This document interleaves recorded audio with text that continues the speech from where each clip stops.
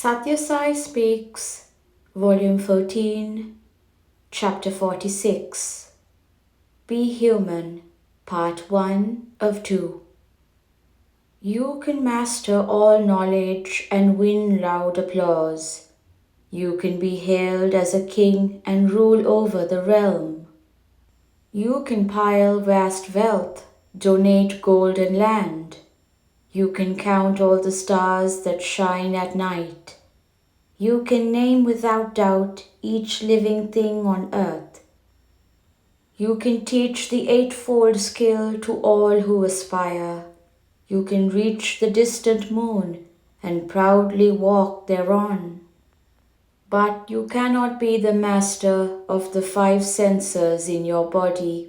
You cannot turn your face inward and still your wayward mind.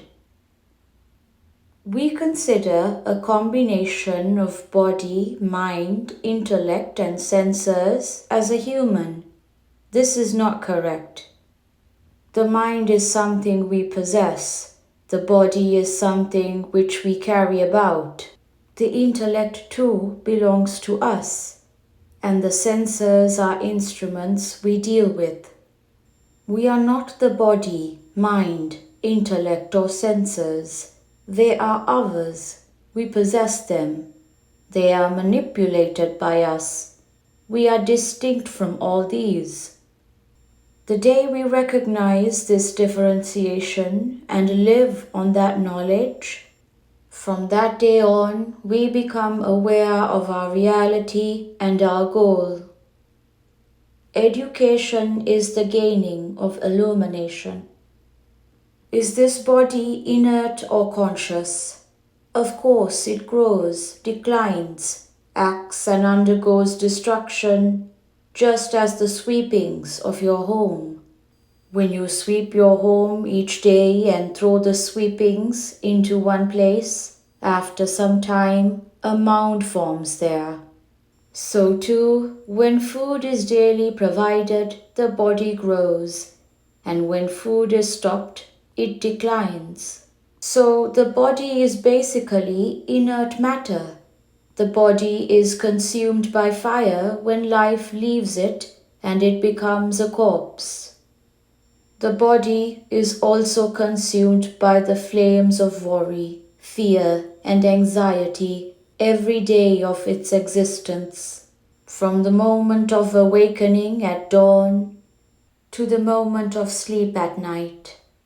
The body is also called Sharira, which means that which undergoes destruction.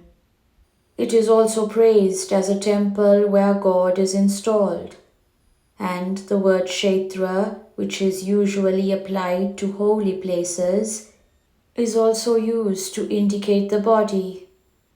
Therefore, the body must be used to further divine purposes and to demonstrate the glow of the divine that is installed therein. The body is cleansed by soap and water, but true cleanliness can be achieved only from within. The cleansing of the body may keep physical illness away, but the Ashanti, disease of the mind, requires inner cleanliness.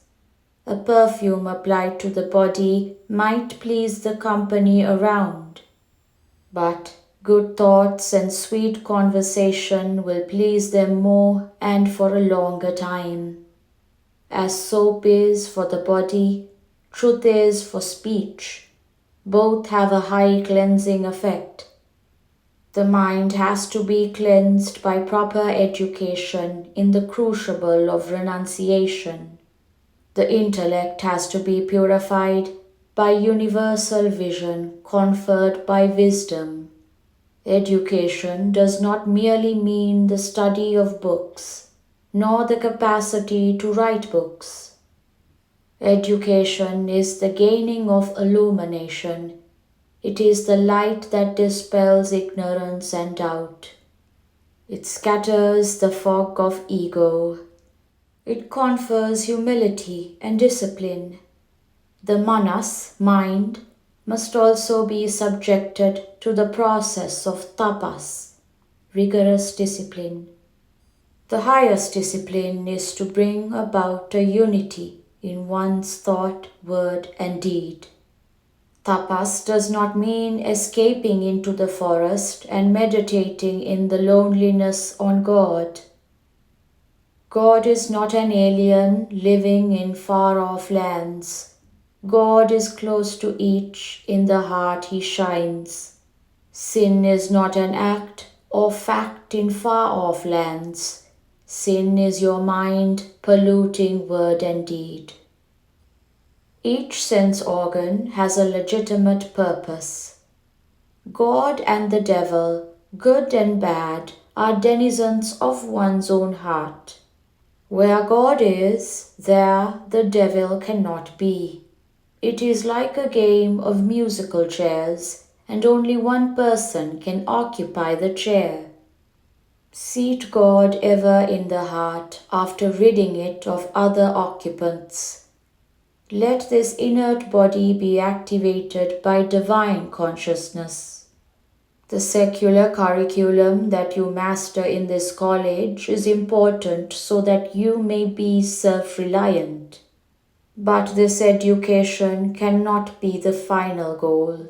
The resident of the heart should be given due reverence and homage. Next, the senses. They serve to provide awareness of sound, tactile feeling, form, taste, and smell. The senses should not be allowed to contribute to ill health of the mind and body.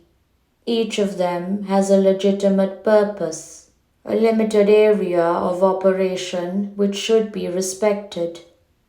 The tongue knows the measure of salt that can make a dish tasty. In the Upanishads, the senses are called matra, measures. Each one is a measure that can operate only up to a limit. The tongue has to speak softly and sweetly. The eye has to seek and see symmetry, harmony, and beauty, the glow of divine ecstasy and the splendor of divine charm. The uncontrolled tongue indulges in 4 sins: lying, scandalizing, vain gossip, and wanton fault-finding. God resides in everyone. The Lord has declared, Mamai Vamso Jiva Loke Jiva Bhuta Sanatanaha. All living beings are a part of me. They are all a part of His Sanatana, eternal self.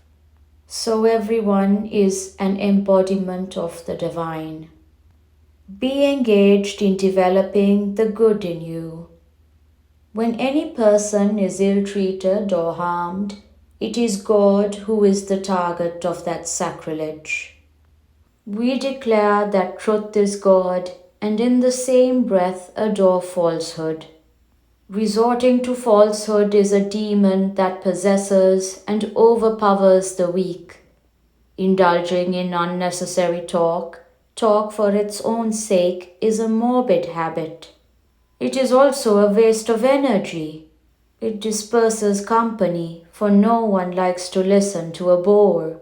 If he is tolerated for a minute, he will stick to you for days. There are others who spread rumors and gossip and spoil your peace of mind by poisoning the springs of love. You must be engaged in developing the good in you, weeding out the bad and heightening your purity and holiness.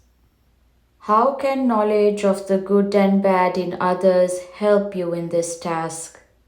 Talkative persons easily slip into scandal mongering. Too much talk and a tongue addicted to scandal are twins. They work together and in unison. A poet addressed his tongue thus: O tongue, knower of taste, relisher of sweetness, always prefer the truth and God. Even when speaking the truth, one should not inflame passion, diminish enthusiasm, or inflict injury. Satyam bruyat, priyam bruyat. Speak the truth, speak pleasantly. Na bruyat satyam apriyam. If unpleasant, do not speak the truth. Priyam cha na anritam bruyat. Though it may be pleasant, do not speak falsehood. End of part 1 of 2.